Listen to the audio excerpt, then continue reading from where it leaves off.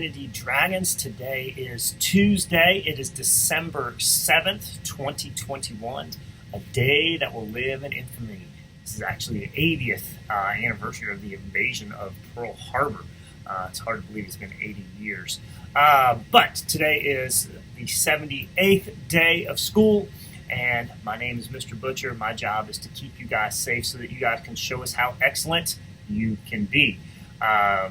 Hopefully you've left your average at home or on the bus and you are ready to have a respectful and responsible day. Speaking of responsibility, responsible is just doing your job with a smile on your face and giving perfect effort.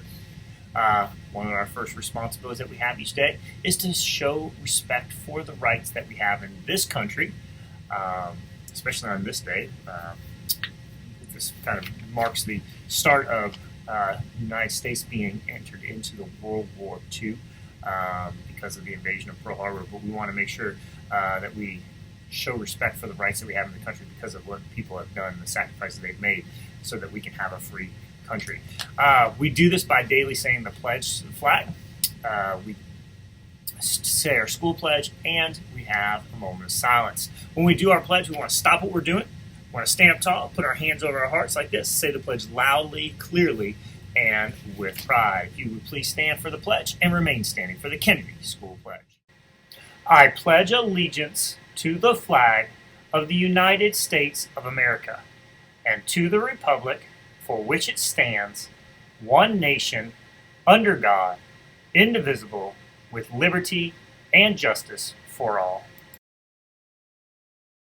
Please remain standing for the Kennedy School Pledge. I pledge myself as a Kennedy Dragon to be ready for the day ahead of me. I will be respectful of myself, my teachers, and all others I meet throughout the day. I promise to be responsible for myself, my actions, and my learning. I'll work my hardest to be the best dragon I can be.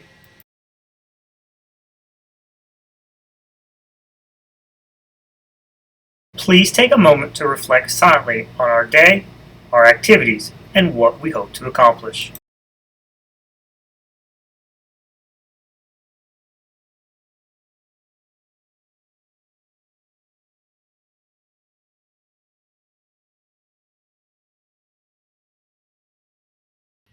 All right, another responsibility, responsible is doing your job with a smile on your face and giving perfect effort, is to help keep each other safe by slowing down the spread of germs. We do this by frequently washing our hands. When we wash our hands, we want to make sure that we get all parts of our hands, the palms, the backs, our fingertips, in between our fingers, our wrists, and our thumbs. When we wash our hands, we want to make sure that we are using soap and water. If you can't get the soap and water, an alcohol-based hand sanitizer will work. We also want to do making sure that we wash our hands for at least 20 seconds. So let's model what that looks like now. Let's go with the palms of our hands. 2, 3, 4, 5. Get the back of your hand. 2, 3, 4, 5. Get the back of the other hand. 2, 3, 4, 5. Get in between your fingers. 2, 3, 4, 5. Get your fingertips. 2, 3, 4, 5. Get your other set of fingertips. 2, 3, 4, 5. Get those thumbs. 2, 3, 4, 5. The other thumb. 2, 3, 4, 5. Get your wrist. 2, 3, 4, 5. And your other wrist. 2, 3, 4, 5. And now your hands are nice and clean. All right, now that we've done our pledges, our moment of silence, we've washed our hands, it is time to show respect for those that have birthdays today. We have 3 birthdays today. Happy birthday to Ariana Manis, who's 8 years old, Rainy Prince, who's 10 years old, and Hugo Lopez is 5 years old. We'll make sure that you get your birthday ribbon. All right, another responsibility we have each morning is to make our lunch choice. Remember, responsible is doing your job with a smile on your face and giving perfect effort. So let's make this lunch choice. Mini corn dogs, creamy coleslaw, savory baked beans, orange wedges, and cookie dough bites. If you do not want the mini corn dogs, you can always get yogurt and muffin or PB&J. All right, it's time for our picture of the week. Here it is. Remember, we do picture of the week so that we can increase our vocabulary, the amount of words that we know and are exposed to in context. Also, too, the reason why we do our picture of the week is it helps us with some creative writing. It gives us some great ideas to generate writing ideas.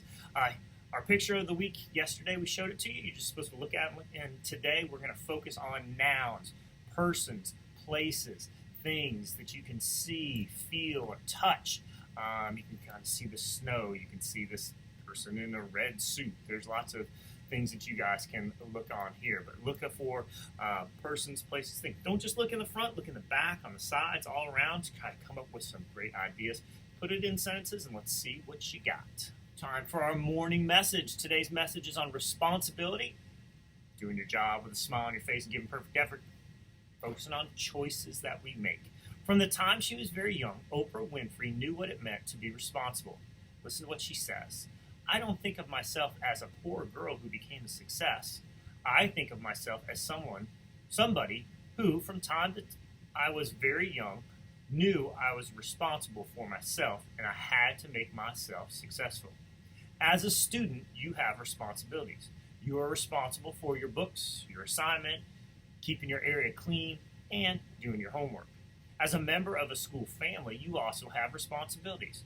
You are responsible for the way you behave and the way you treat others. So today, ask yourself this: am I making the choices that will help me be the best person and make this the best school that it can be? Something to think about on Mr. Butcher. Make today your masterpiece or not. Remember, choice yours. And it's true. Only you can control you. No one can make you do anything. Only you can control you. Are the choices that you're making today, are they helping you be a better person, or are they helping this to be a better school?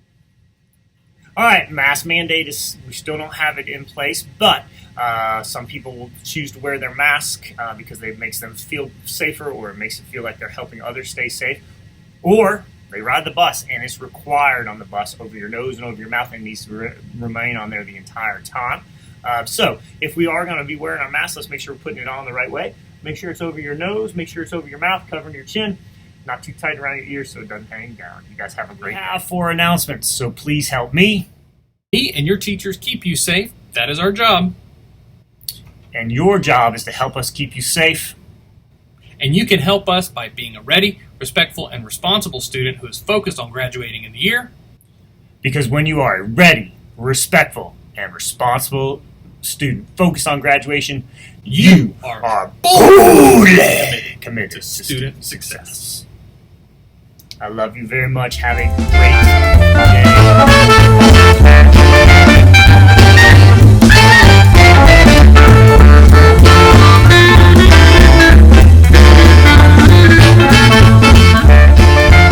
We're on day 5 of our 15 days of crazy holiday books. Today's book is Little Rabbit's Kwanzaa.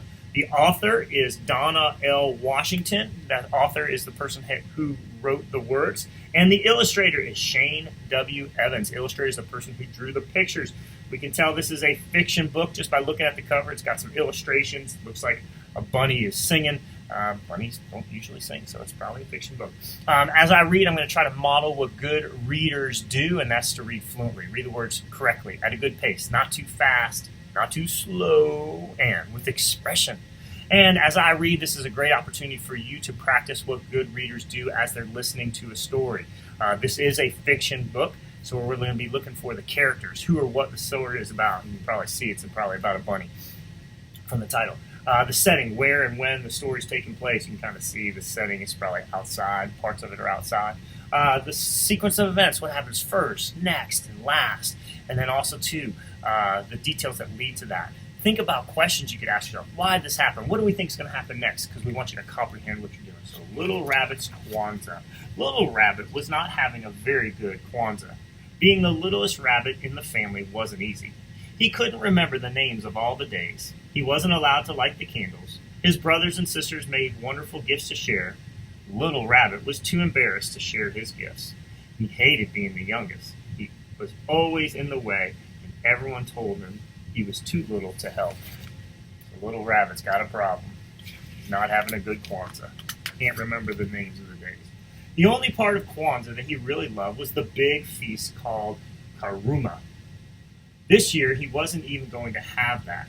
Grandma Rabbit was sick. She lay in bed all day drinking dandelion tea. Mama Rabbit was so busy taking care of her, she didn't have time to cook. Mama, if Grandma Rabbit is sick, who will make the feast of the Karuma? Little Rabbit asked his mother. Shame on you, Little Rabbit, his mama said. Grandma Rabbit is sick, and all you can think about is your stomach. You go outside. Oh. Grandma's sick. Mommy's too busy to put everything together. Little Rabbit hopped out and sat on the big, gnarled tree stump. He really wanted to go and talk to Grandma Rabbit. She was very wise. Little Rabbit sat and thought. He thought about all the things his Grandma said about Kwanzaa. Kwanzaa is a special time when we help each other. That's what Grandma Rabbit said. That's it! Little Rabbit jumped up and danced around. He's got an idea. I'll bring Grandma Rabbit a special treat for Karumu. That will make her feel better. So he's trying to help. Little Rabbit hopped down from the road. Where are you going so fast, Mama Oriole? Asked Little Rabbit. Oriole's a bird. I'm going to find a tasty treat for Grandma Rabbit. She's sick, and I want her to have a good Karumu. Little Rabbit hopped away. Mama Oriole didn't know what Karumu was, but she knew Grandma Rabbit. Grandma Rabbit always brought out warm seed cakes and worm pudding when the weather got cold. Poor Grandma Rabbit, said Mama Oriole. I wish there was something I could do to help. Remember, I was helping each other, so Little Rabbit's helping, and someone else who loved Grandma Rabbit wants to help too. Little Rabbit stopped by the side of the path. He looked under some logs to see if he could find something special for Grandma Rabbit. What are you doing, Little Rabbit? Asked Groundhog, sticking his head out of the patch of grass. I'm trying to find a zawadi for Grandma Rabbit. She's sick. I want her to feel better. Little Rabbit hopped off. Groundhog didn't know what a zawadi was, but he knew Grandma Rabbit. She always had time to make little toys for the animals when they were bored. Poor Grandma Rabbit, said the Groundhog. I wish there was something I could do to help. Now the Oriole and the Groundhog are trying to help. Little Rabbit hopped down to the pond. Maybe he could find something pretty for Grandma Rabbit. What are you doing, Little Rabbit? Asked the frogs. I'm looking for something pretty for Grandma Rabbit. She's sick. She should have something pretty to hang on the wall at Kwanzaa time. Little Rabbit scratched an ear, and hopped away. The frogs didn't know anything about Kwanzaa time, but they knew Grandma Rabbit. She could paint beautiful pictures and write wonderful poems. Poor Grandma Rabbit, said one of the frogs. I wish there was something I could do to help. Now the Oriole and the Groundhog and the frogs are all helping. Little Rabbit hopped through the field looking for berries. Where are you going, Little Rabbit? Mama Field Mouse asked. She was dragging all of her children behind her. Grandma Rabbit is sick, said Little Rabbit. I'm going to make sure that she has a good Karumu. I'm going to find as many berries as I can. Little Rabbit looked proud as he hopped through the meadow. Mama Field Mouse didn't know anything about Karumu, but she knew Grandma Rabbit. Grandma Rabbit helped out with the children when Mama Field Mouse had to run errands. Poor Grandma Rabbit, said Mama Field Mouse. I wish there was something I could do to help. Now the Field Mouse is helping too. You see what's happening? Making a prediction what he thinks is going to happen at the end. Little Rabbit scampered through the trees. Good morning, Little Rabbit, said Papa Squirrel. Why are you sniffing around the trees? I'm looking for something to give Grandma Rabbit. She's sick, and I want her to have a good Kwanzaa. Little Rabbit hopped away. Papa Squirrel didn't know anything about Kwanzaa, but he did know Grandma Rabbit. She had always helped him gather nuts in the fall. She even helped him remember where he hid them. Poor Grandma Rabbit, said Papa Squirrel. I wish there was something I could do to help. Now Papa Squirrel wants to help too. Lots of people want to help Grandma Rabbit. Little Rabbit spent the whole day trying to find something for Grandma Rabbit. He searched as hard as he could, but he didn't find anything at all, and he was very sad. I guess I'm just too little to do anything. As the sun was setting, he hopped slowly home. When he opened the door, he had a big surprise. What do you think the surprise is, guys? You think all those people? Everyone was there. Grandma Rabbit was sitting in the big chair with a huge smile on her face. The frogs had brought pink flowers from the lily pads. Mama and Papa Spider hung them from the ceiling like lanterns. Mama Oriole was conducting a fine chorus of birds. Groundhog brought little toys and gifts for everyone.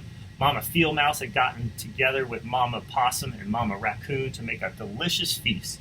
The air was full of excitement, and Mama Rabbit served the plates. and Little Rabbit ate until he thought he would burst. So was he too little to do that? No.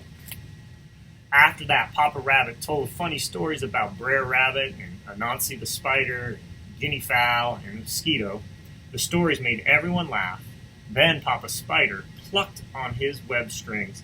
Cricket got out his fiddle, and all the animals had a wonderful dance. Grandma Rabbit taught everyone a new word. Harumbi, she called out as her friends danced. It means let's pull together. We don't need anyone to tell us that, said Papa Squirrel. We are already pulled together. Everyone laughed and shouted, Harumbi, Harumbi, Harumbi. When the Kurumu was over, Little Rabbit sat with his Grandma in the big chair. Why are you so sad, Little Rabbit? His Grandma asked. Didn't you have a good time? Oh, yes, Little Rabbit said quietly, but I wanted to do something special for you. Grandma Rabbit just laughed. You silly rabbit, she said, hugging Little Rabbit tight. If you hadn't gone off looking for Kurumu this morning, it would have never found its way over here tonight. Little Rabbit frowned. But I'm the only one who didn't have anything to share. His Grandma smiled. You shared your dream, Little Rabbit, and your dream brought all of our friends and neighbors together, and that's the big thing. Little Rabbit felt proud. My dream did all that? Yes. I'm not surprised, though, his Grandma said.